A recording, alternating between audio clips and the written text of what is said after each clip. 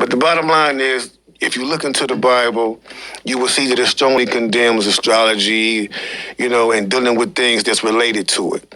We shouldn't be indulging in it to benefit on information about our futures, or about our financial situations, or about trying to talk to relatives or our friends that passed away. We should stay completely away from these things. Now, I know I brought up earlier the fact that we ourselves had an experience with the Ouija board.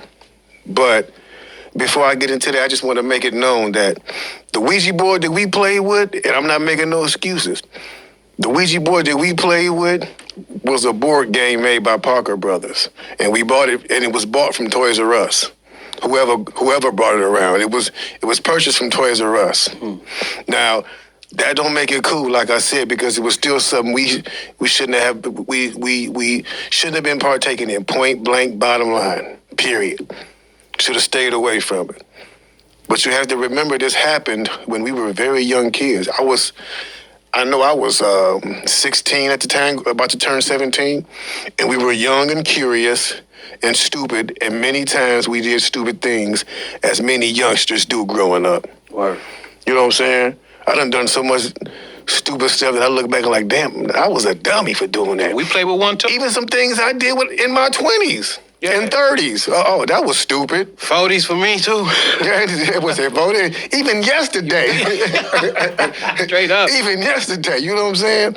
So it's like, it seemed innocent though, that Ouija board. You're gonna make mistakes. And so I was home one day, Lil Lay and one of my dudes named Wally come over to the house, and they was like, yo, we gotta show you something.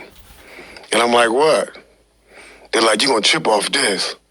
And I'm like, what? What is it? So we went over to Lay Mama house, you know what I'm saying? Then we went to his bedroom and they closed the door and it was like, look what we got. And they put out a Ouija board. Now, I had never seen a Ouija board ever. I didn't even know what it was.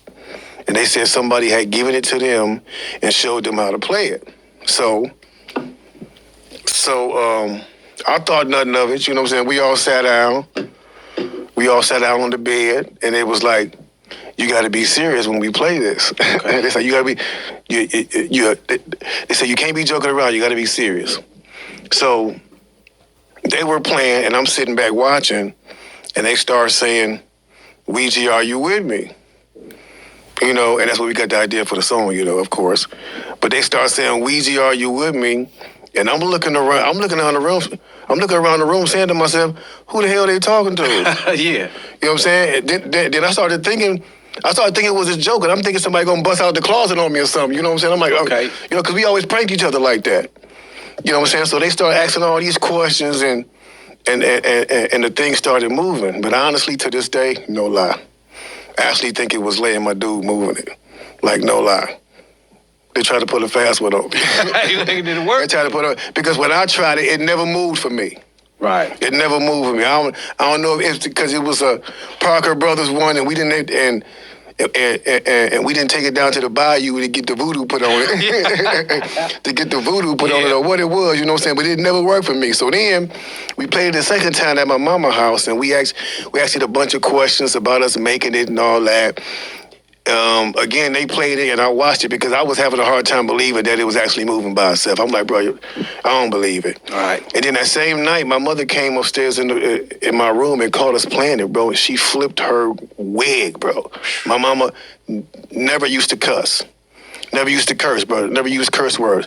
She sounded like a drunken sailor that night. She was like, that day, y'all get your asses the fuck out of here right now, bro. Like, no lie, bro. She was like letting us have it, like, kicked me out the house, and I was only 16. And I'm like, hey, Mom, I'm still a minor, you know? Right. She's like, I don't care. You bring that shit in my house, you can leave with it. Yeah. That's how serious it was. Now, with all that being said, I know we experienced with something that we had no business indulging in, especially at that age. And me knowing what I know now, I would never dare try to consult something like that right now, today. Right. Asking about my future, being that I know the truth. You know, I know there are a lot of people who make comments and say, "Yeah, you should be the last one to speak on something like that, Mr. Quiji," or Right, or, right. or yeah, right, coming from Mr. Murder Mo himself. It always makes me think about when I hear those kind of comments, because some people leave those comments on our I see on our them, show. yeah. It makes me think when I read those comments, like, wow, how ignorant people can be. Yeah. Especially when they think that a person can't grow up and become a mature adult and look down on some of the things that he did as a youth when he had less knowledge. Right. People actually think that because we came out speaking about certain things or carried ourselves a certain way, that we were supposed to stay like that for life. True. We're supposed to remain in ignorance like for life. And I don't understand like why people